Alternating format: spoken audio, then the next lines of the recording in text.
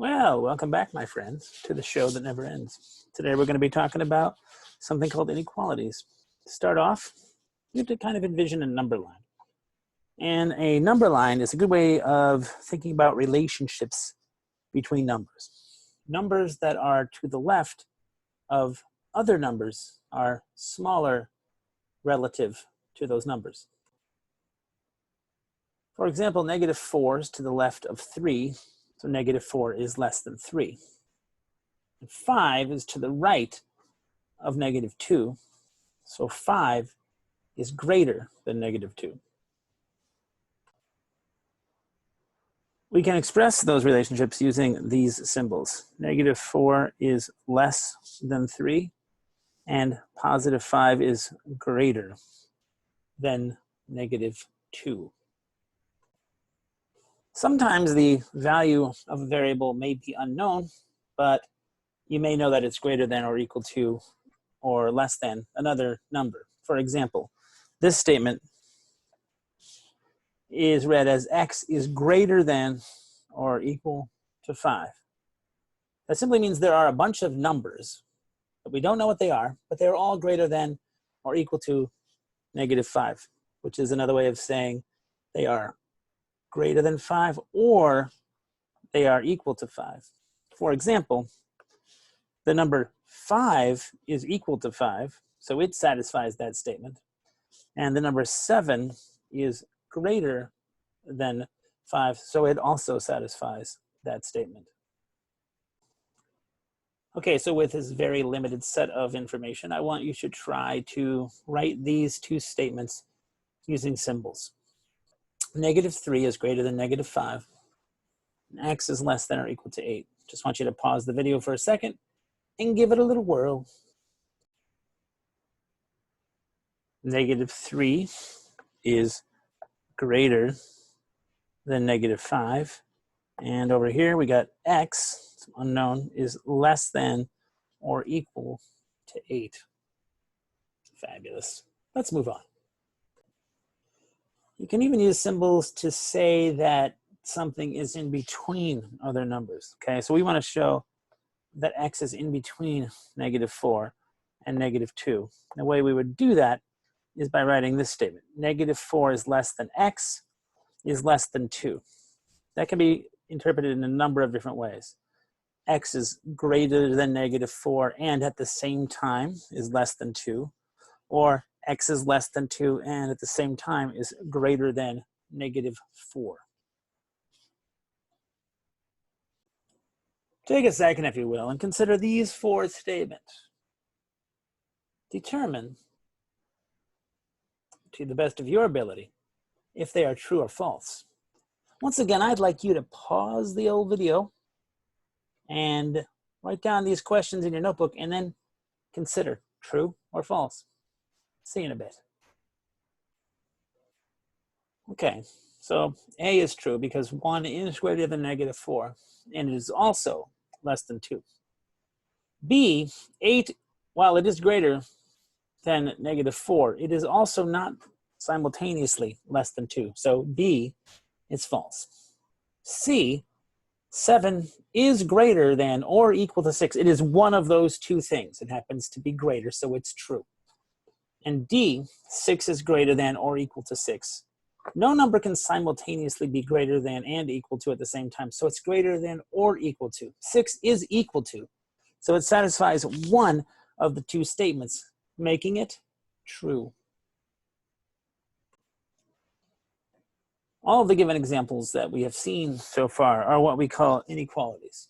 And an inequality is formed by placing an inequality symbol, greater than, less than, greater than or equal to, less than or equal to, between numerical or variable expressions called the sides, or they're also called the elements of the inequality.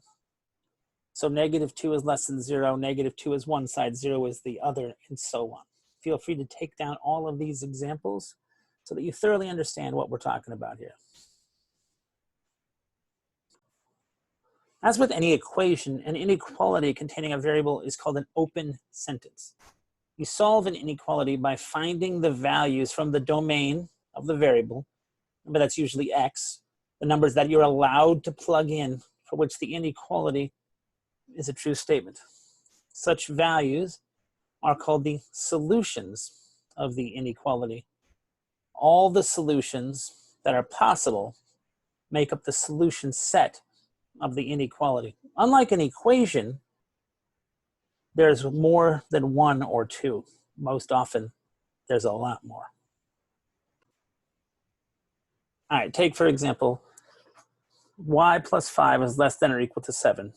If, and remember, this is saying if the letter y is only being taken from the set of numbers given here. This is a restricted domain. So only using -1, 0, 1, 2, 3, and 4. What is the solution set of the inequality? I'm going to ask you to pause the video and try to do this on your own for a second. See if you can figure it out. Okay, you can see here that on the left-hand side, I plugged in the numbers -1, 0, 1, and 2, one at a time, to see if what I ended up with was a true or false statement. For -1, 0, 1, and 2, I ended up with something that was either less than or equal to 7, so each of those statements was true. When I plugged in 3 and 4, I ended up with 2 false statements. So the solution set using this set of numbers as the domain is the set of numbers -1, 0, 1, and 2. You can also graph the solution to an inequality. And when you graph the numbers in the solution set, you are drawing the graph of the inequality. The graph of the inequality y plus 5 is less than or equal to 7, given in the previous example, with the specific domain, is this set of numbers graphed on the number line, -1, 0, 1, and 2. Those are the 4 numbers using that given domain that make the statement true. But what if I said the domain was all real numbers? How would I graph then? This inequality says graph all of the numbers in the domain between -3 and 2. -3 is less than or equal to x is less than 2. Based on prior experience and maybe some intuition, take a minute to pause the video and see if you can make the correct graph for this inequality. See, since the domain is all real numbers, it's every single number in between -3 and 2. That means even decimal numbers and fractions. So it takes up the entire span between -3 and 2. You can see that in my graph, I filled in the circle at -3 because at -3, it says that it's less than or equal to. At the other side, I have an open circle because on closer inspection, you see that it doesn't say less than or equal to, it only says less than. So it is not also equal to 2. So we leave an open circle to represent that. So I want you to do your best to complete the homework that I've assigned using this information. You can watch the video more than once. You can also look in your textbook for information. And I just wish you the best. If you have any questions, reach out to me via email.